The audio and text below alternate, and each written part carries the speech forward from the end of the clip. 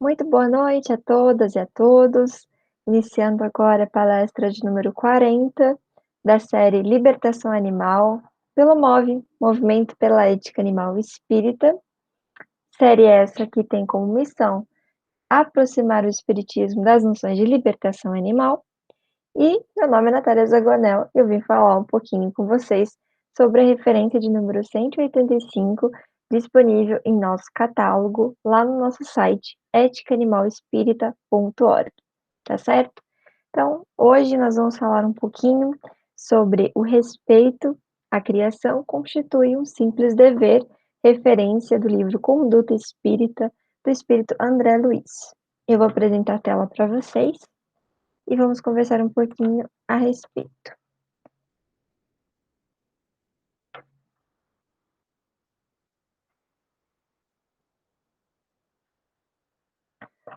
Vamos lá, apresentar. Espero que vocês estejam vendo. Então, vamos lá. O respeito à criação constitui um simples dever, capítulos 32 e 33 do Conduta Espírita. Pessoal, Conduta Espírita, para quem não conhece, é um livro maravilhoso, hiper curtinho, é um livro para realmente ler de cabeceira. São livros quase que de mensagem mesmo, capítulos curtos de uma página. E o interessante é que ele vai trazer justamente essa noção do cotidiano do espírita, né? Então, qual é a conduta espírita, pensando na moral, né, na moral evangélica, na moral cristã, que tem como base Jesus Cristo, como é lidar com isso no dia a dia? Então, qual é a postura de um espírita frente à imprensa, frente ao jovem, em relação à oração, em relação ao passe, à pátria, os sonhos, em relação a um doente, né? Hoje estamos vivendo uma pandemia já que completou-se um ano. Então, qual é a conduta de um espírita frente aos doentes, né? Então, aqui, só para vocês terem uma noção do livro, que eu recomendo muitíssimo, capítulos 32, que é o perante a natureza, e o capítulo 33, perante os animais, que é o que a gente vai conversar hoje. Então, aqui eu não vou entrar em detalhes, mas aqui é meio que tudo que eu falei. A introdução do livro, que é escrita pelo Emmanuel, vai falar justamente que o livro é como ler, é como ouvir um companheiro fiel ao bom senso. Então, acredito que em tempos hoje, onde a gente estuda demais e pratica de menos, é um livro fundamental para a nossa vida. O capítulo 32, como eu falei, é o perante a natureza, tá? Então, aqui, só para vocês entenderem, como o capítulo é muito pequenininho, eu destrinchei ele em parágrafos, que eu vou ler com vocês, e no final de cada parágrafo tem uma frase que resume o parágrafo anterior. E depois disso, a gente vai conversar um pouquinho, eu trouxe algumas imagens sobre cada parágrafo, vocês vão entender a dinâmica.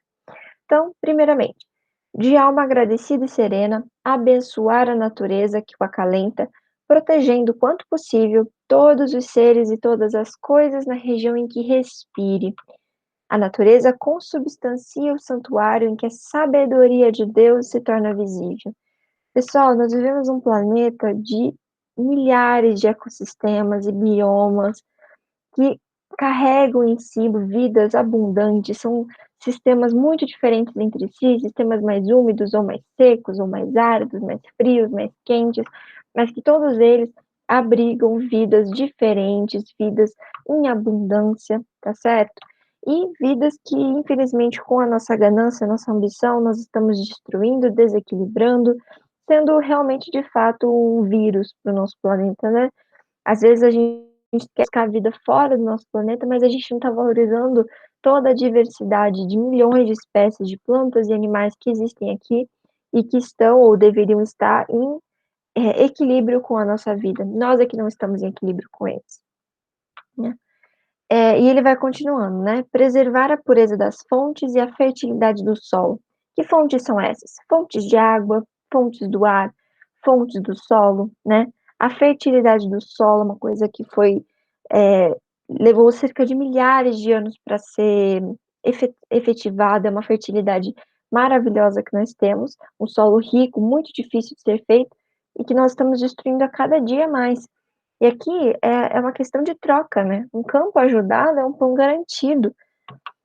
Então, assim, quando a gente vê cenas como essa, onde as nascentes dos rios estão já tomadas de poluição, seja poluição por esgoto ou poluição de lixo, Nos entristece muito, pois a gente não está sendo grato à natureza, não estamos sendo gratos à Mãe Terra, nos possibilitando essa vida, não há troca, né. A erosão dos solos é uma das coisas mais terríveis e mais comuns que nós temos aqui no nosso país. Eutrovis eutro Eutrofização das águas é um fenômeno que acontece por falta de oxigênio, a água fica nesse tom esverdeado, os peixes morrem, é uma coisa muito triste. E aqui eu trouxe uma cesta de alimentos orgânicos, que é um resultado de um trabalho de cooperação entre nós e o solo e os diversos fatores que existem, né, no nosso planeta, no solo, que possibilita esse alimento farto, né, e consequentemente quando nós cuidamos da terra, nós também estamos transferindo essa gratidão e por isso que eu digo que é uma troca, uma cooperação. Então aqui novamente olha a palavrinha, cooperar espontaneamente na ampliação de pomares, tanto quanto auxiliar na arborização e no reflorestamento. Aqui a gente tem 3 palavrinhas, pomar são as árvores frutíferas, né, a arborização acontece muito aqui nos centros urbanos, né, quanto mais a gente arboriza e mais a gente amplia essa vida vegetal nos nossos centros urbanos, melhor para a gente, melhor para eles, é uma troca. E o reflorestamento como terceira palavrinha, pensando que se a gente está vivendo um contexto de desmatamento, que eu já vou falar em seguida, nós temos que pensar que a gente vai passar, se Deus quiser, permanecendo aqui na Terra, no mundo de regeneração, regenerar resgatar aquilo que nós destruímos, e o reflorestamento faz parte disso. A vida vegetal é moldura protetora da vida humana, então nós cuidamos delas, elas cuidam de nós, e assim vai. Então aqui, né, maravilhosamente, a gente pode ver uma imagem que eu tenho a graça de dizer que vivendo em Curitiba, eu vejo imagens como essa em quase todas as ruas, é muito bonito. Curitiba foi considerada uma capital, a capital mais verde da América Latina há alguns anos atrás, não sei como é que está hoje em dia, mas é muito bom viver numa cidade que valoriza esse tipo de convívio, né, entre espécies. E é fundamental não só para nós, mas para animais, outros vegetais, fungos, bactérias, enfim. Pomares, aqui como exemplo dos pomares de maçãs, né, e também o que eu falei de reflorestamento, né, a gente sempre fala que antes de desencarnar a gente precisa plantar uma árvore, eu já fiz isso, é muito legal e eu recomendo a todos, que a gente se sente muito útil, e agora só falta eu escrever o livro. Prevenir-se contra a destruição e o esbanjamento das riquezas da terra em explorações abusivas, quais sejam a queima dos campos, o abate desordenado das árvores generosas e o explosivo na pesca. O respeito à criação, olha lá, constitui um simples dever, que é a frase que resume tudo isso que a gente está conversando aqui, né. Então vamos lá, ele tá falando dessa destruição, o que que nós estamos fazendo, pessoal, com a nossa mãe terra? Nós estamos queimando, nós estamos destruindo, né. 2019 e 2020 foram anos recordes de queimadas no planeta inteiro, né. Nós tivemos no começo do ano passado, queimadas absurdas na Austrália, matando 1 bilhão de animais, imagina. Recentemente também na Califórnia e aqui no Brasil nós tivemos o Pantanal em chamas, uma coisa terrível, né. E existe todo um emaranhado de consequências, né, que nós fazemos uma atrocidade aqui e respondemos aqui, né. Então, por exemplo, quando a gente, desmata a Amazônia, quando nós queremos expandir a fronteira agrícola para produzir mais gado, em mais pasto e mais monocultura de soja e de milho, que é a principal causa, né, 90% do desmatamento da Amazônia é gerada por essa causa. Então, nós estamos retirando árvores que, consequentemente, levariam mais umidade para a atmosfera. Com menos umidade, você tem menos umidade indo para os rios aéreos.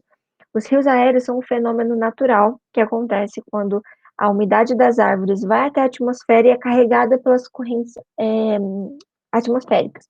Essas correntes levam diretamente essa umidade para o cerrado, para o Pantanal, para o sul e para o sudeste.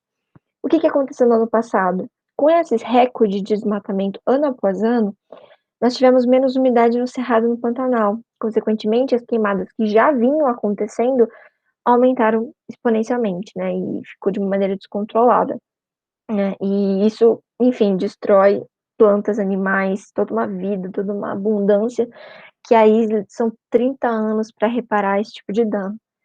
E o mais engraçado de tudo, talvez Amazônica, como veio menos umidade para o Pantanal, veio menos umidade ainda aqui para o Paraná. E o Paraná, para quem não sabe, é um celeiro aqui para o Brasil. É o estado que mais produz soja e milho, em monoculturas assim que são enormes, infindáveis. E com menos umidade, a gente teve pela primeira vez uma perda absurda de safra anual, e com isso, pela primeira vez na história, o Brasil teve que importar soja para dar conta o quê? Justamente de alimentar os animais que estavam querendo expandir a fronteira agrícola para produzir mais animais. Ou seja, uma coisa levou a outra, né? O mundo sempre dá volta. Então você expandiu a fronteira agrícola, desmatou a Amazônia para ter mais gado, mas no fim você não tinha alimentação suficiente justamente para o gado, então a conta não fecha. A natureza não erra nunca, né? Extrativismo, né, vegetal, a gente vê isso muito. O uso, né, dessa madeira, esse abuso que a gente tem em querer saquear cada vez mais, sem necessidade, as árvores. Aqui é um desmatamento diferente, né, um desmatamento realmente para abrir pasto, para monocultura, então não interessa o que vai ser feito com as árvores, se queima mesmo. E aqui não, embaixo realmente eles queriam, o objetivo era realmente a madeira. E aqui é muito engraçado, eu não sabia disso, mas existe uma técnica recente que está sendo utilizada de pesca explosiva, que é uma pesca utilizando dinamite. E eu não fazia a menor ideia que isso fosse real, eu pesquisei e acontece de verdade. Por quê? Eu não faço a menor ideia, mas os impactos são grandes. Então ele continua, né? Utilizar o tesouro das plantas e das flores na ornamentação de ordem geral, movimentando a irrigação e a adubagem na preservação de que lhe é necessária o auxílio ao vegetal e sem gratidão naquele que lhe recebe os serviços. Então, novamente, a gente está falando aqui dessa troca entre nós e o reino vegetal e, consequentemente, outros reinos, né? E aqui, em específico, os jardins, né, que a gente pode cultivar dentro da nossa casa, mesmo nos centros urbanos, poder ter essa possibilidade de muita gratificação. Então, aqui eu peguei um exemplo que eu achei tão bonitinho, muito simples, né, utilizando um pneu velho, por exemplo, de carro, e vasinhos muito simples, utilizando até uma árvore para poder pendurar os vasinhos, né? Eu achei de uma doçura muito grande. E é muito interessante ter jardins assim dentro de casa, não só hortas também, porque você aproxima pássaros, beija-flores, abelhas, para perto de você. Então não há necessidade, por exemplo, de manter pássaros em gaiolas, porque naturalmente os pássaros vêm até você por você cultivar um jardim frutífero e bonito, colorido, né. Então aqui tem ornamentos, a irrigação que nós temos, nas nossas plantações, e o adubo, né. Aqui eu levo para vocês até um incentivo, caso vocês não tenham feito essa ideia antes, não tenham tido essa ideia antes, mas ter uma compostagem, fazer uma compostagem, ter uma composteira é muito legal. Para quem mora em prédio, então dá para fazer uma composteira coletiva, é muito fácil, você só precisa ali de materiais muito simples, e dá um rendimento muito bacana, e para quem mora em casa, poder reutilizar esse adubo dessa compostagem junto com as minhoquinhas, né, reutilizar isso na horta é maravilhoso e é realmente você fazer parte de um ciclo de natureza fechado e você fazer parte desse equilíbrio, é muito bonito fazer parte disso. Eximir-se de reter improdutivamente qualquer extensão de terra sem cultivo ou sem aplicações. Isso é uma coisa assim muito comum que a gente vê no Brasil. O Brasil tem recordes de proporção, eu não sei exatamente a porcentagem, mas nós temos uma porcentagem alta de terras que não são agricultáveis, não são utilizadas. Eles chamam de até inclusive de terra ociosa, procurem depois esse significado. Mas enfim, é uma terra que a gente não está utilizando direito, né, com o seu devido valor. Ele diz, né, o desprezo deliberado pelos recursos do solo significa malversação dos favores do pai. Então, poxa, olha só, a gente vê quantas vezes a gente viu cenas como essa, muitas vezes quando estamos viajando de carro, essa então, parece ser um terreno que não é nem usado para agricultura, nem para pecuária, é uma coisa meio esquisita, uma terra rachada, uma planta que parece que não frutifica. E é uma coisa muito triste, porque se a gente soubesse utilizar bem a terra que nós temos, não haveria necessidade, por exemplo, de matar a Amazônia, né. Era só realmente reaproveitar a terra que nós já temos e que é imensa no Brasil. Só que infelizmente a ganância e o dinheiro fala mais alto e compensa mais desmatar do que monetariamente falando, do que cuidar, zelar e utilizar os produtos certos, estudar a terra para poder usar ela melhor. E isso é uma ingratidão tremenda, né, gente. Que mais? Aplicar as forças naturais como auxiliares terapêuticos na cura das variadas doenças, principalmente o magnetismo puro dos campos e das praias, o ar livre e as águas medicinais. Toda a farmacopeia vem dos reservatórios da natureza. Aqui é maravilhoso, né? É fitoterapia, é você se conectar com a natureza, é você fazer uma trilha, você tomar um banho de mar. Tudo isso é uma coisa que não só regenera a nossa parte material, olha que beleza, como também a nossa parte espiritual. Então, não sei se vocês estão sabendo, se vocês já repararam nisso quando leram o Nosso Lar, mas no capítulo 54, quando tem um diálogo entre o André Luiz e a Narcisa, né, a respeito de um enfermo encarnado, um doente, que estava ainda num processo de obsessão também, e também estava ali no seu leito de dores, eles vão assisti-lo e, além de dar o passe, né, e o reconforto ao paciente, ele fala assim, a Narcisa diz a ele, né, convida-o para ir à natureza. E ele fica, ué, como assim a natureza? E aqui ela vai falando, né, eu não vou detalhar muito porque o nosso tempo é curto, mas basicamente ela o levou até algumas árvores, em específico de eucaliptos e de mangueiras. E lá ela extraiu de fontes maravilhosas o recurso necessário para a terapêutica e para a cura desse enfermo. E o mais interessante é que existia também ali, ó, alguns servidores comuns do reino vegetal que o atenderam nesse momento. E ele achou isso maravilhoso, e ele ficou muito surpreso, e a Narcisa responde para ele, olha que interessante, como vê, nada existe de inútil na casa de nosso pai. Em toda parte, se há quem necessite aprender, há quem ensine. E onde aparece a dificuldade, surge a providência. O único desventurado na obra divina é o espírito imprevidente que se condenou às trevas da maldade. Então todos estão ali cooperando entre si.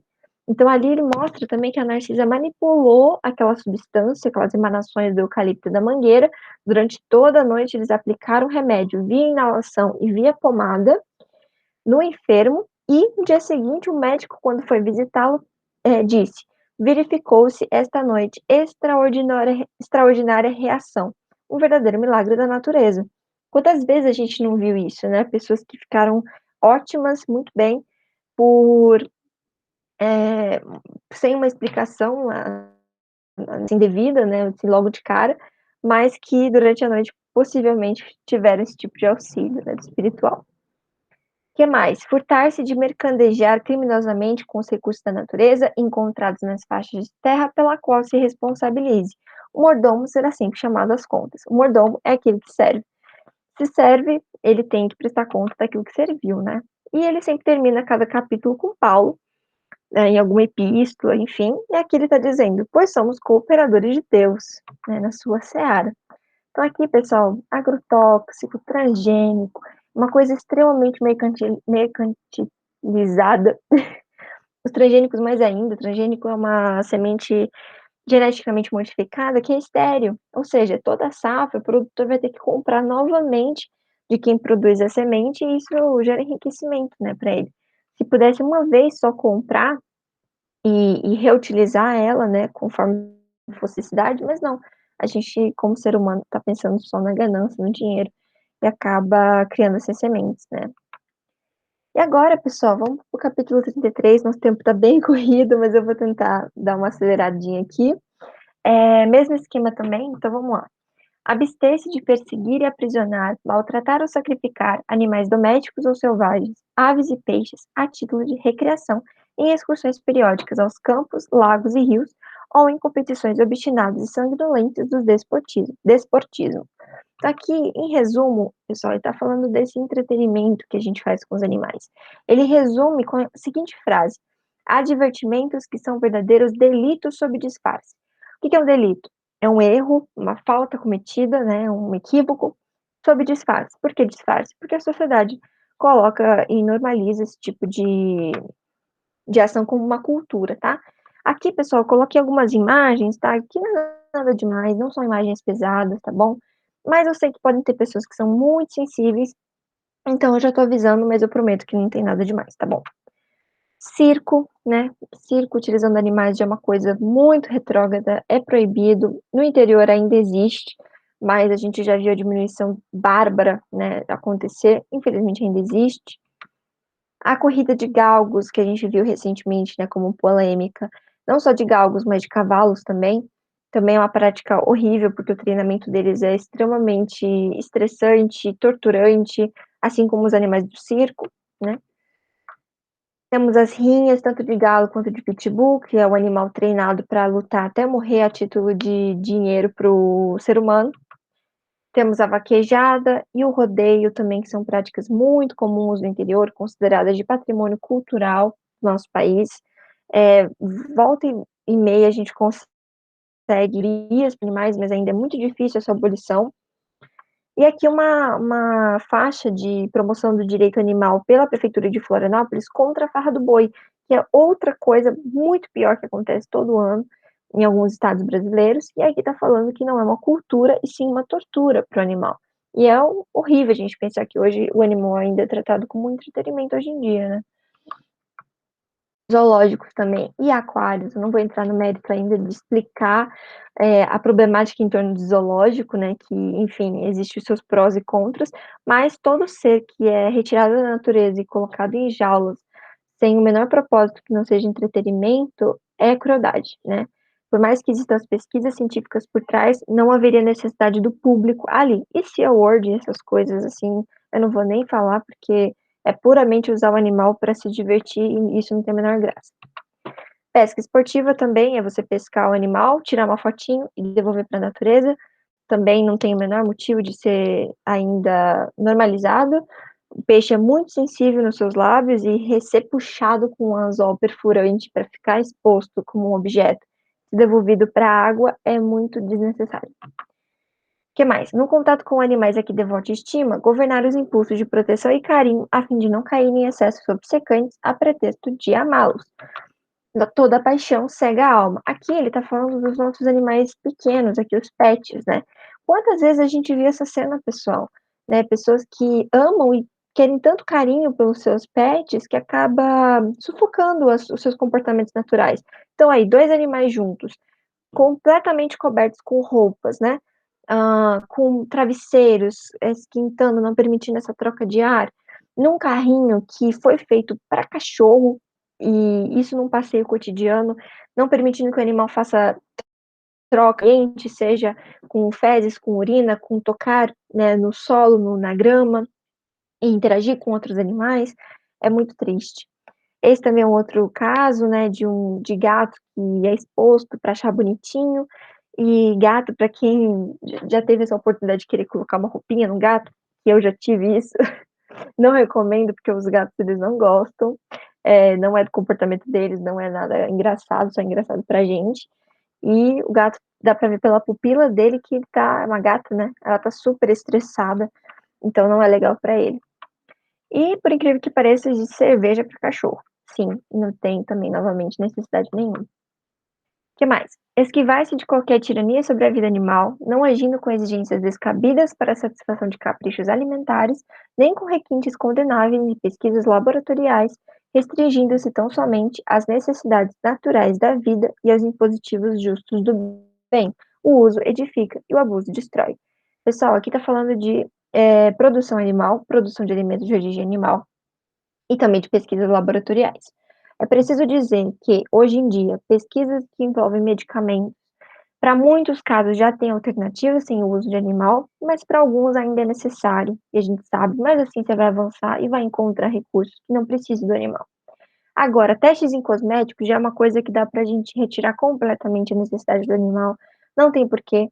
Hoje já tem outras alternativas, então é uma coisa que vai do consumidor, né, consumir de fato produtos que não sejam testados. E essa questão do uso edifica e do abuso destrói, ela é muito, assim, precisa de grandes discussões, não dá para a gente se atenar muito aqui. Eu só gostaria de colocar uma opinião, né, que quando fala que o uso edifica, eu interpreto muito Quando você tem uma troca, quando você de fato está se beneficiando de igual para igual nas 2 relações, que é o que a gente está falando até agora.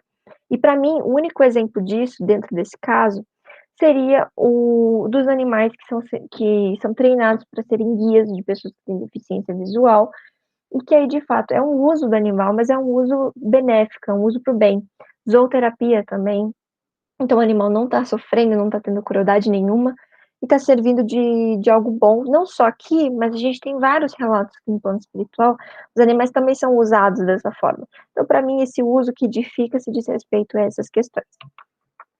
Então aqui é produção de leite, nessas ordenhadeiras automáticas, suinocultura, né, envolvendo um ser completamente inteligente e tem uma cognição de uma criança humana de 3 anos, e está sendo usado como um produto aí. As galinhas poedeiras, né, que são usadas na indústria dos ovos, têm os seus bicos cortados, passam uma vida toda em gaiolas e são de fato usadas como máquinas de produzir ovos e não como seres, né. E aqui os testes de cosméticos ou de medicamentos em animais, que é uma prática muito, muito, muito triste. Aqui é uma imagem bem bonitinha, mas se vocês forem procurar, tem imagens muito piores dessa realidade. Enfim, fica o convite a todos para procurarem depois. Que mais? Opor-se ao trabalho excessivo dos animais sem lhes administrar a mais ampla assistência.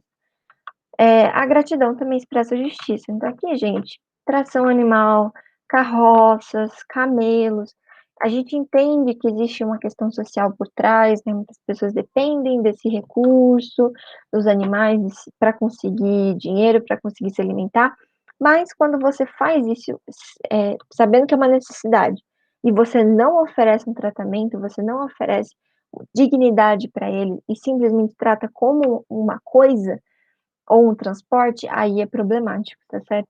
Agora, se você não tem a necessidade de usar o mal, se você tem outros recursos, também é condenável, não deveríamos nos utilizar, devemos nos opor a isso. No socorro aos animais doentes, usar os recursos terapêuticos possíveis, sem desprezar mesmo aquele de natureza mediúnica que aplique ao seu próprio favor. A luz do bem deve fugir em todos os planos. Tá aqui, gente, Reiki, dentro da visão não religiosa, né, visão científica, temos o Reiki, que é a imposição de mãos, temos o passe espírita, que daí sim tem essa conotação mais religiosa, mais de espiritualidade. Temos a ASEAMA, que para quem não conhece, é o primeiro e único centro espírita voltado somente para animais, fica na zona norte de São Paulo, depois conheçam o trabalho deles. E os chakras, né, que não é uma coisa exclusiva dos seres humanos, os chakras ou centros vitais fazem parte de todos os seres, seja menos ou mais centros vitais, e é nesses pontos que a gente pode atuar dentro de uma medicina integrativa ou dentro de um passe espírita. Olha que legal, apoiar quanto possível os movimentos e as organizações de proteção aos animais através de atos de generosidade cristã e humana compreensão. Ou seja, move. E outras ONGs, né, que protegem e cuidam dos animais devem ser incentivados, enfim, apoiados. E aqui os seres da retaguarda evolutiva alinham-se conosco em posição de necessidade perante a lei. O que que é isso? É aquela velha história, né, se nós estamos em fase de humanidade, devemos cuidar e proteger e zelar de todos os reinos que estão atrás de nós e da qual nós já passamos, reino mineral, vegetal, animal e por aí vai. Se a gente quer o zelo, a proteção e o carinho de uma espiritualidade amiga superior a nós somos, entre aspas, superiores aos outros reinos, então é de nossa responsabilidade cuidar deles. Todas as vossas coisas sejam feitas com caridade, as nossas relações com os animais e com os de caridade também, de acordo com Paulo. Então aqui, ó, Rancho dos Gnomos, Santuário, procurem depois o trabalho deles que é magnífico. Santuário de Elefantes do Brasil, a ASEAMA que eu falei, o Instituto Luísa Mel, para quem quer adotar um companheiro, é maravilhoso o trabalho que eles fazem. Santuário Vale da Rainha, que alia os conhecimentos da yoga com o resgate de animais que iam para abatedouro. Temos o MOV, né, para quem está aqui nos conhecendo aqui pelo YouTube, nós temos outras redes sociais, só nos seguir, depois eu passo certinho os contatos. E muitos outros, né, pessoal, que dá para pesquisar, apoiar, doar, enfim, ser voluntário.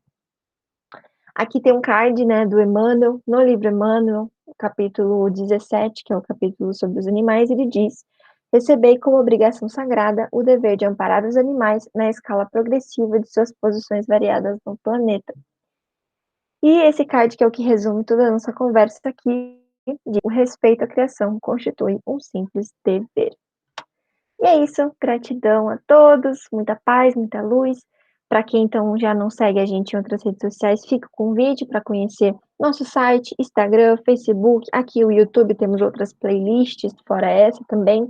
Nós temos aplicativo, nós temos Spotify e temos um grupo do Telegram onde a gente faz a cada 15 dias, mais ou menos, um grupo de estudos sobre a ética animal espírita e todos estão convidados para nos conhecer, tá certo? Gratidão a todos, muita paz e bem, que Francisco de Assis e Clara nos abençoe, nos proteja e uma ótima semana para todos. Fiquem com Deus.